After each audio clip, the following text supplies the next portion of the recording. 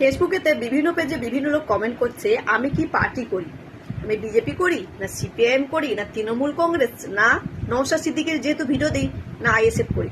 আমি বলি আমি কোনো পার্টিই করি না, আমি সোশ্যাল মিডিয়া ভিডিও বানাই, এটাই আমি করি, যেটা আমার উচিত বলে মনে হয় আমি সেটাই করি। কোনো রাজনৈতিক পতাকা নিয়ে আমি ঘুরে বেড়াই না, কোনো রাজনৈতিক রঙও আমি গায়ে লাগাই না। তবে আমার কাছে যেটা উচিত বলে মনে হয় আমি সেই ভিডিওটা বানাই, বুঝতে পারলেন? তাতে আপনার যদি মনে হয় আমি বিজেপি করি না, গালাগালি দেবেন দিন, সিপিআইএম করি না গালাগালি দেবেন সেটাও দিতে পারেন, তৃণমূল কংগ্রেস আইএসএফ যা খুশি করতে পারেন।